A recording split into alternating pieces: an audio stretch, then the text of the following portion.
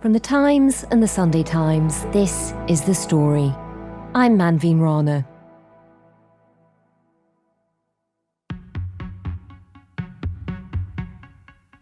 It's the final few days of the US election, and Kamala Harris and Donald Trump are still neck and neck in the polls. Campaigning is in overdrive, particularly in the 7 swing states where this election will be decided. We saw it last week in a stadium in Clarkston, Georgia, where a Kamala Harris rally reached a star-studded fever pitch, with Hollywood A-lister Samuel L. Jackson. We gotta knock on doors. We gotta make some calls. We gotta get our families, our friends, our neighbors' neighbors to turn out.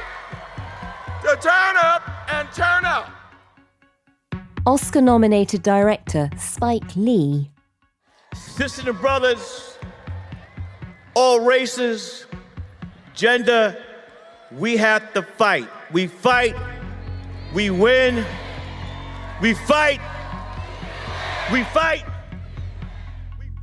And even an appearance from the boss. I'm Bruce Springsteen, and I am here today to support Kamala Harris and Tim Walz for President and Vice President of the United States. But they were all just the warm-up act for the headliner. Okay, can y'all hear me all the way in the back? DeKalb County President Barack Obama is in the building. And that is why it is my honor to introduce my friend, the next President of the United States of America, Vice President Kamala Harris.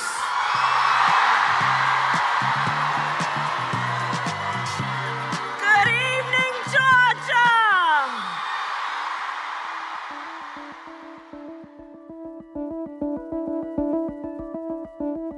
It was the first time that Kamala Harris and Barack Obama have shared a stage on the campaign trail.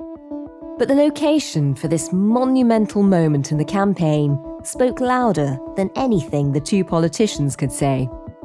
The small city on the outskirts of Atlanta, known as the South's Ellis Island, was chosen to drum up support amongst what should be one of the Democrats' core voter bases: Black Americans. The black vote is a really significant part of the Georgia population. It's 33% of the entire state. It's the second most populous black state in the US. 92% of black voters supported Joe Biden in 2020. But in this election, black voters, and particularly men, have turned to Donald Trump in record numbers. Latest polls have Harris on around 85%, Trump on about 15%. And that's even more defined amongst black men, up to 20%, 25% of black men could vote for Donald Trump.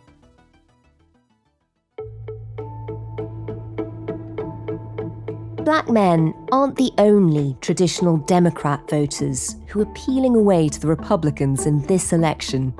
Polls suggest that Latinos, Arab Americans, and Jewish people could be doing the same. So why are these elements of the Democrat base suddenly turning Republican? And what impact could it have on the election?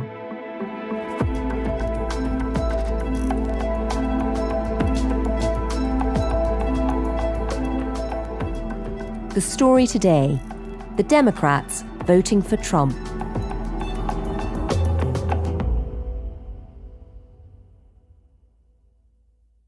Tom, it feels like this is becoming a regular thing for us.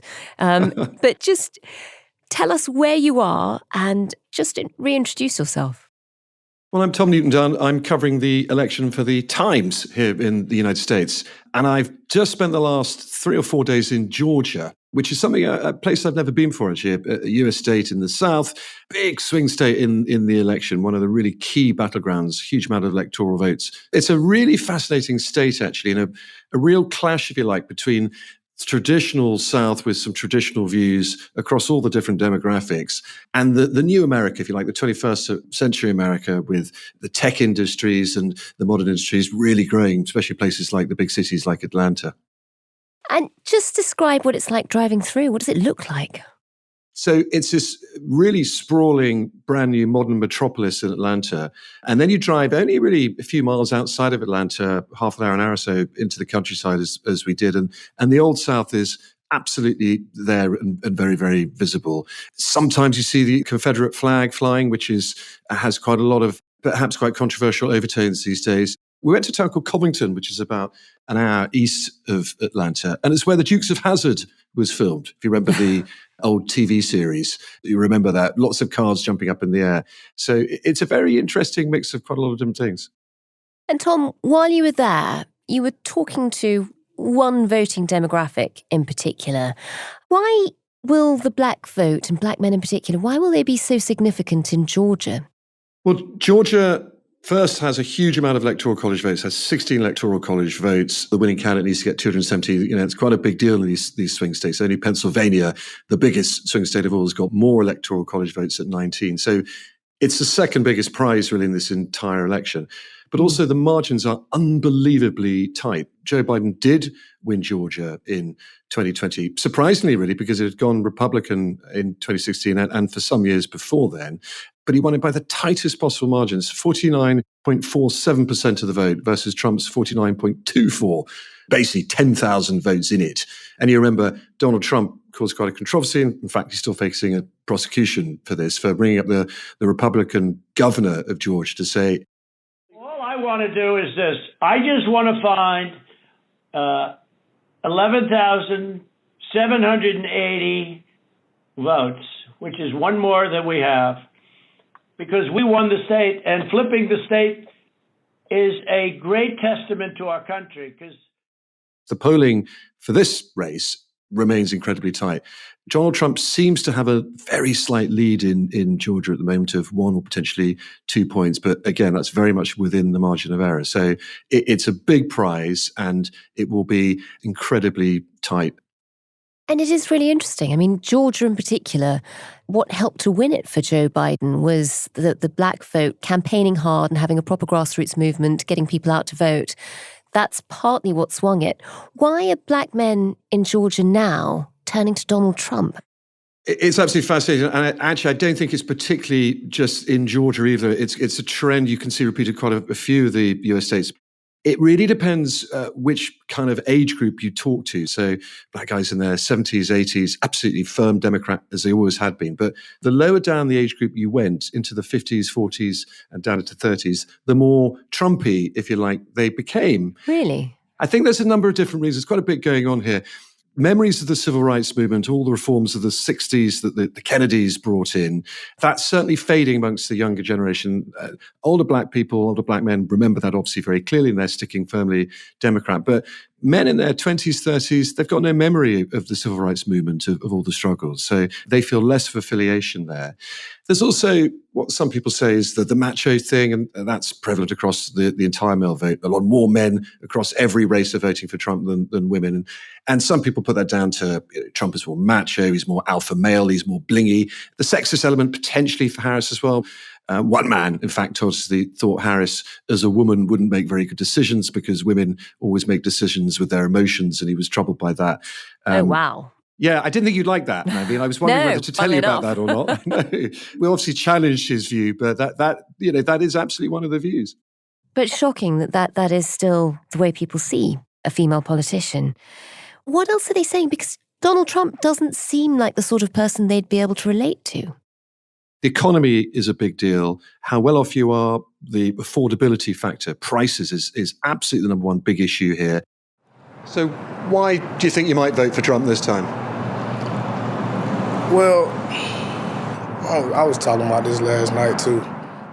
Demetrius we spoke to as he was just about to go into work. Demetrius is a butcher. He works in a supermarket. He cuts up meat for customers. Really interesting demographic, mid-20s, young black man. was thinking about voting Democrat last time, but never made it to the polling station. This time, he's decided he's voting for Trump. Reasons being quite multiple, but absolutely top of the pile for him is the cost of living and the cost of food, which where he works, he sees on a daily basis. Everything's so high right now, like the cost of living and everything. I just really want to see if, you know what I'm saying, if he's going to do what he says he's going to do. The lower down the socioeconomic scale you go, the more that matters. And sadly, a lot of black people, a lot of black men are still lower down the end of the scale, so they'll feel prices more. But there's one more really interesting thing that we came across with the black male vote. And that is the concept that, in fact, one black male Democrat politician was explaining to us, the concept of Trump the outcast. Again, I don't speak for all of black America, but I do think the average black person, especially black male, they gravitate to the outcast. Donald Trump, obviously, he's a very big insider from one point of view. He's an extremely rich man, born in a lap of luxury, living in Trump Town, New York City all his life. But also, he's been rejected by the Washington establishment, if you like, who are bitterly critical of him. And remember, he's being prosecuted, 4 different criminal prosecutions, one of which he's already been convicted of. And that was a really interesting moment because his polling numbers went up. He made an absolute meal of the fact that he was a victim. He put out campaign literature with his mugshot all over it. And that actually really appealed to a certain demographic, including quite a few black men who have fallen foul of what they say is a very unfair police system, who prejudice against them. More black people are prosecuted than white people or Hispanics, if you look at the numbers per capita. And therefore, there is this association with the outcast that Donald Trump has quite brilliantly managed to put across. If you look at what we on social media follow on this, I know we understand and can relate to being outcasts, whether you want to be or not. They know what it's like to shout into the void and have no one hear them. And despite all of his privilege, Trump does a masterful job of playing victim and the establishment being against him. Masterful. Whether you believe it or not, the fact is that a lot of young black men especially see Donald Trump as an ally, if you like, in their battle against what they think is a very unfair system.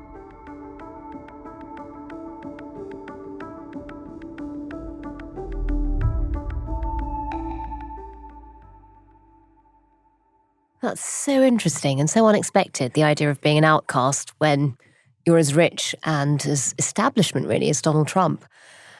That's a small window into why we think some black men, particularly in Georgia, seem to be turning towards Trump and away from the Democrats.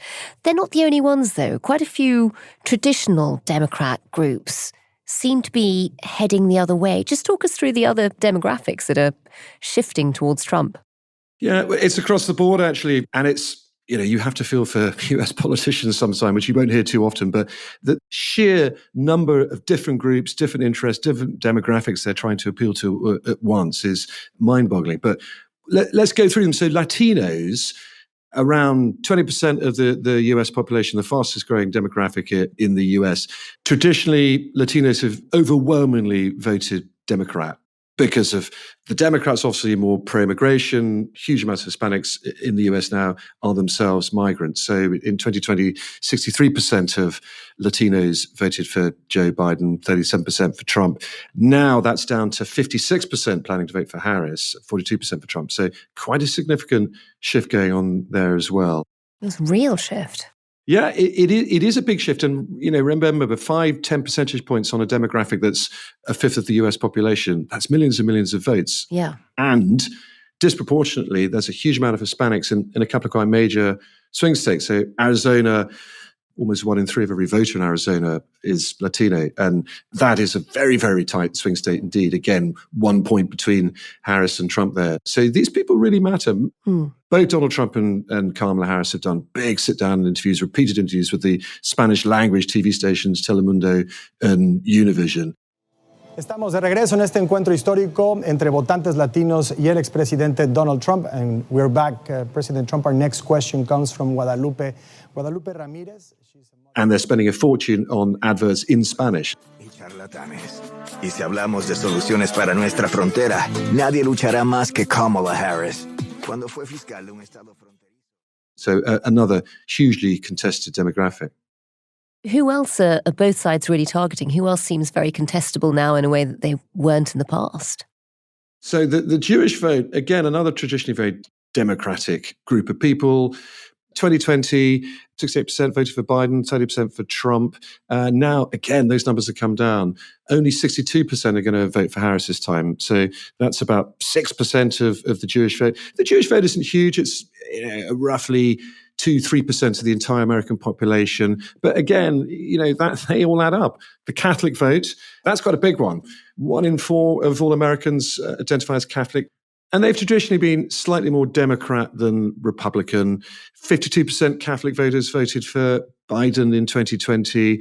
A slight movement away from the Democrats to Trump, only by a few percent, 3-4%. But again, big numbers, and that's moving. And some interesting reasoning as well. Obviously, abortion, huge debate in this general election.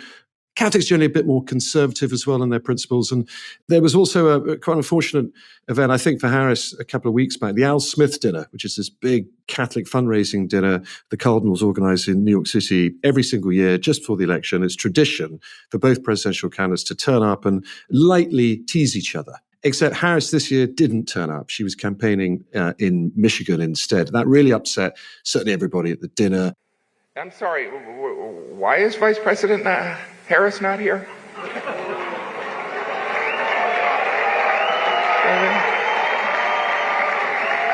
I mean, consider this. This is a room full of Catholics and Jews in New York City. This is a layup for the Democratic nominee. Donald Trump turned up, and he was very, very keen to point out that the only other presidential candidate not to turn up to the Al Smith dinner over decades and decades was Walter Mondale, who was the Democrat who stood against Ronald Reagan in 1984. And what happened to him? He lost 49 states and he won 1, Minnesota. He was expected to do well, and it didn't work out. It shows you there is a God. I mean, for those people that are questioning it.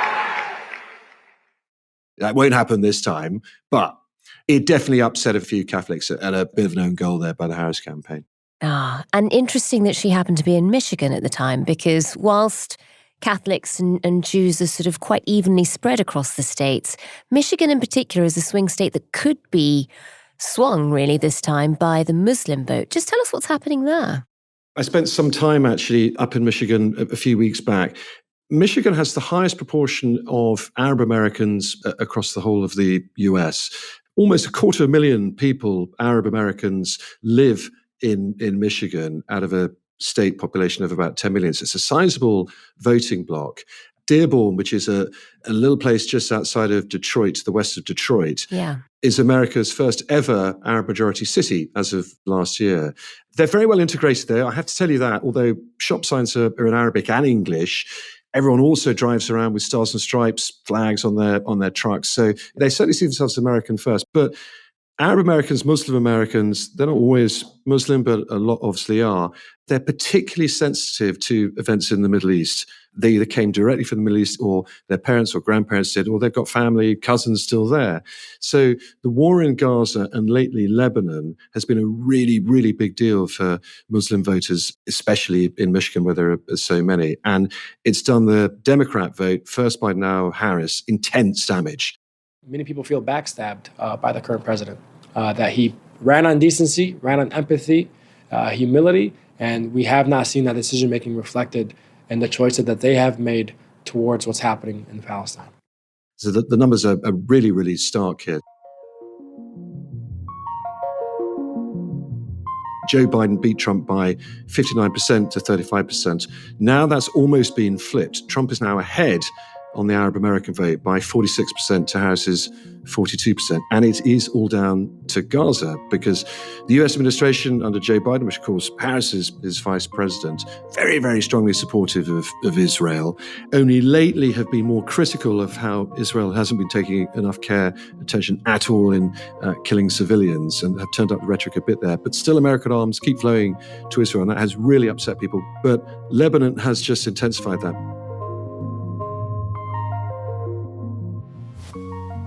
A huge amount more Arab voters in Michigan come from Lebanon. It's the biggest single country.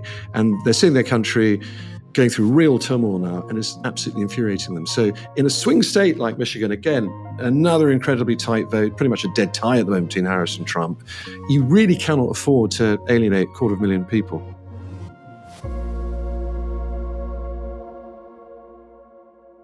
You think Donald Trump, what is his appeal to American Muslims? He banned, famously, 7 different Muslim countries from coming into the US when he was president in 2016, when he was first elected.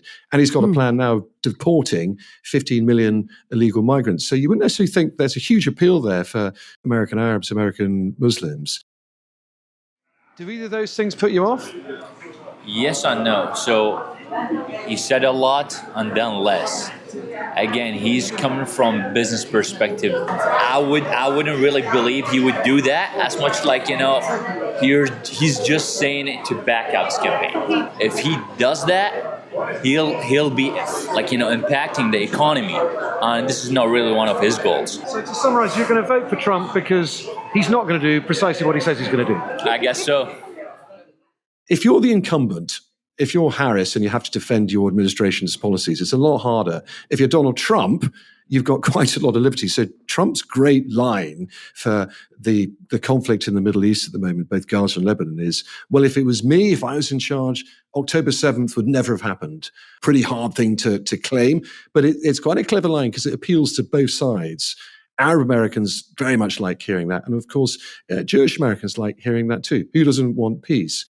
So he's making some progress with that, whether it's true or not. And Tom, we're repeatedly told that in this election, the decision will actually come down to a very small number of people. It's all about those swing states. How much are these groups responsible for which way those swing states might go? I mean, how significant could this shift be? Well, potentially quite significant, but let's factor in a few other things here as well, because it's not just these demographics that are changing. There's a lot of movement. And while undoubtedly Harris is losing some of that traditional Democrat support, she's gaining others. So, for example, she's getting a lot more college-educated white voters, men and women, traditionally who might have voted Republican, well-educated, middle-class jobs, white-collar workers. But certainly, if you look at those demographics, Latinos, black voters especially, and you look in the states where they are, there's particularly high preponderance of Latinos in the Sun Belts and a high preponderance of black voters in both Georgia, North Carolina, and also Michigan. They could do real damage to the Harris campaign. And in an election, we think every swing state could be decided by not just tens of thousands of votes, but potentially even a couple of thousand votes. It really is that close. Every single vote, and I really mean that, every single vote counts, which is why this is really troubling the Democrats at the moment. And you'll see Harris desperately trying to target the black vote, Latino vote, huge amounts of the time.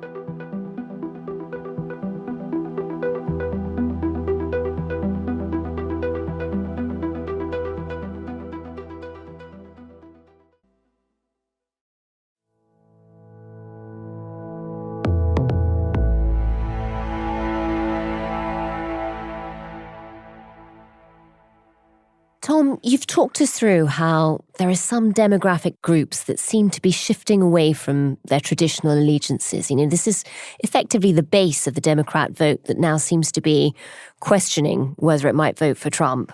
Obviously, they're not homogenous groups. There'll be lots of different factors that are playing on people's decision to vote. But just talk us through some of the really big policy areas that are affecting many of the people who are rethinking their political allegiance this time. I mean, firstly, I guess it's always the economy, stupid. You've got to start with Biden and Harris's record in office on economic policy. How is that playing out from the people you've spoken to?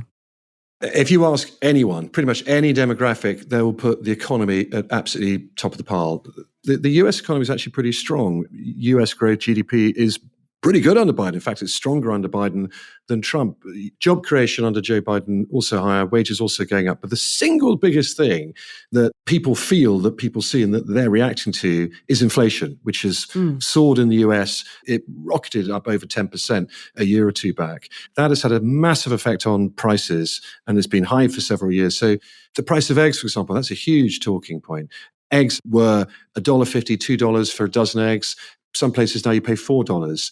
Wow. I spoke to an older black man who'd just come out of his supermarket in a little town outside of Atlanta, who said he doesn't buy eggs anymore. He can't afford to buy eggs. He stopped buying eggs 2 years ago because they're now so expensive. So these sort of price points are really, really important for Americans.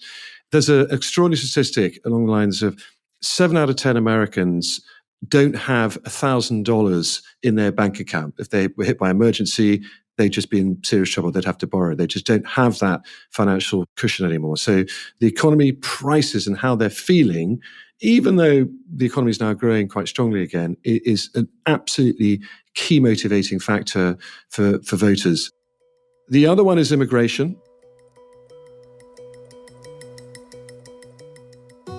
The US border has been a big problem there for several years now, but the early years of the Biden administration, an awful lot of illegal migrants came across the border.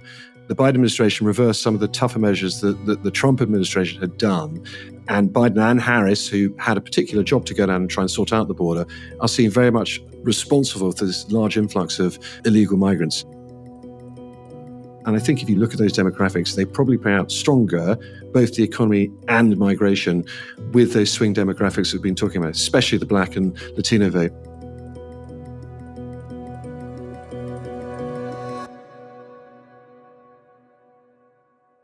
Well, Tom, that's really interesting because I can understand the economy being hugely significant for them. You know, quite often a lot of people who are Black or Hispanic will be from lower socioeconomic groups. They will really be feeling the cost of everything going up. It will massively impact their lives. Just explain, because I think people might find it counterintuitive, on immigration, why these groups would be so anti-immigration.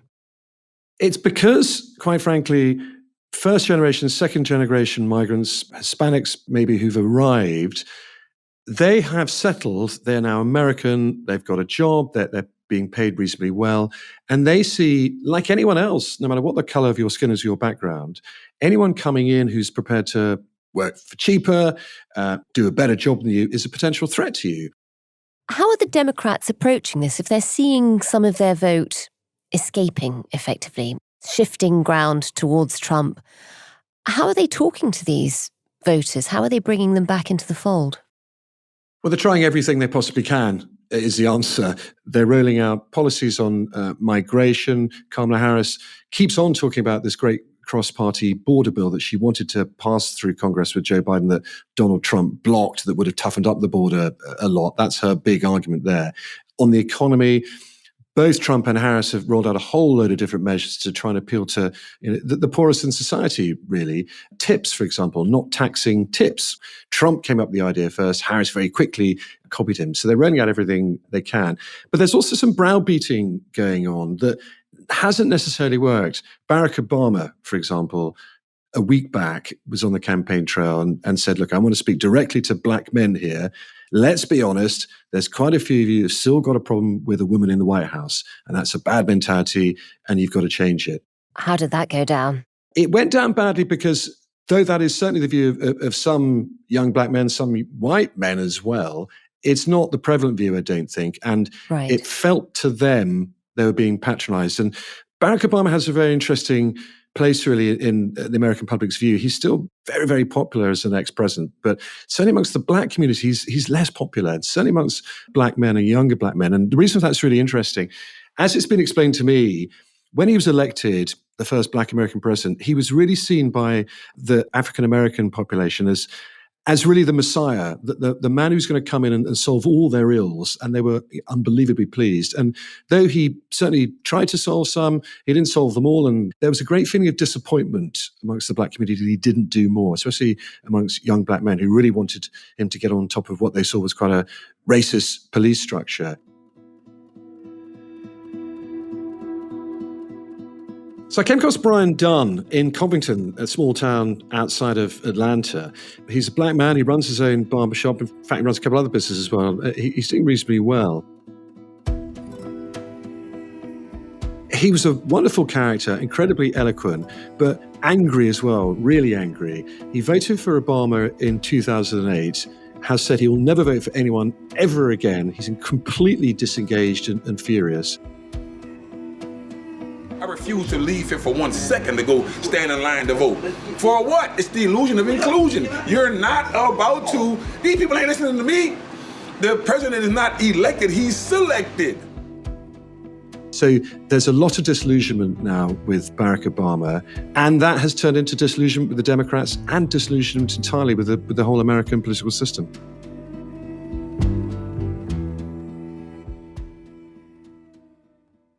And Tom, I mean, there's a week left really until polling day. Where do each of the candidates go to try and win over or win back some of these votes? Well, they've both got their closing arguments now. They're both really, I think, designed to try and hit their bases. It's not really about persuasion anymore.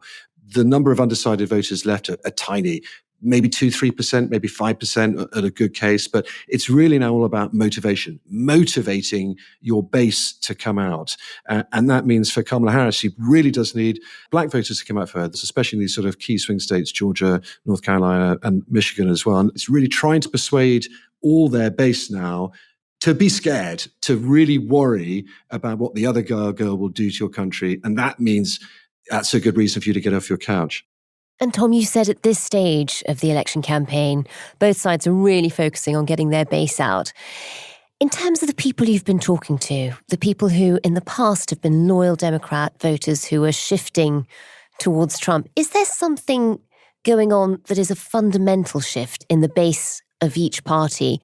I think that's a really interesting point. If you pull together all those different demographics we've been talking about, black voters, Latino voters, one element also we haven't discussed, actually, they're not really a demographic in themselves, is union members. They're traditionally a very, very strong Democrat voting force. This election, a sizable number are now breaking away and voting for Trump. The Teamsters, for example, which is America's biggest union, they're sort of freight drivers, warehouse workers, a very big, powerful force in America. For the first time in any election anyone can remember, the Teamsters have refused as a union to endorse either candidate. They've always gone for the Democrat in the past for 30, 40 years. At the same time, they put out a poll of all their members to say some 59% of all Teamster union members want to back Trump compared to 34% for Harris. That's an amazing shift if you think about that.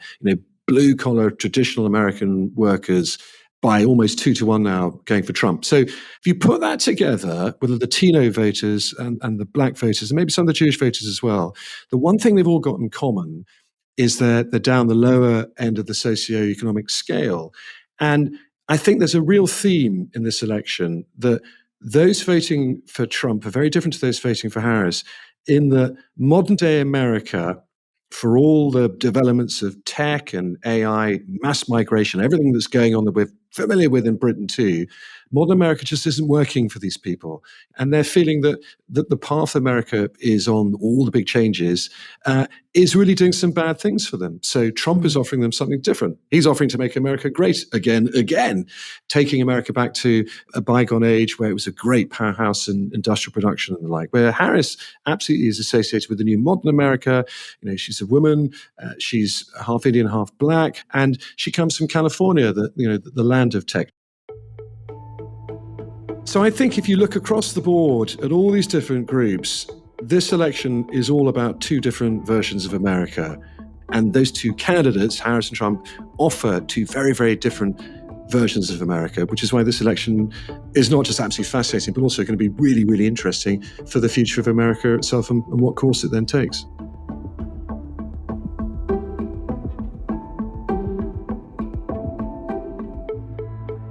With just 1 week to go until Americans hit the ballot boxes, make sure you follow the story so that you don't miss an episode. On the 5th of November, we'll be up all night, so you don't have to be, as the first results come in and our expert US team will have all the exit poll analysis ready for when you wake up. Thanks today to Tom Newton Dunn, who's in the US covering the election. You can read more of his reporting at thetimes.com with a subscription. We also have a whole plethora of episodes about the race for the White House, from the tech billionaires backing Trump to what happens if there's a tie. Just scroll back through our feed and find your next must-listen episode. The producer today was Sam Chantarasak. The executive producers are Fiona Leach and Kate Ford, and sound design and theme music were by Mal Lassetto. Thanks for listening.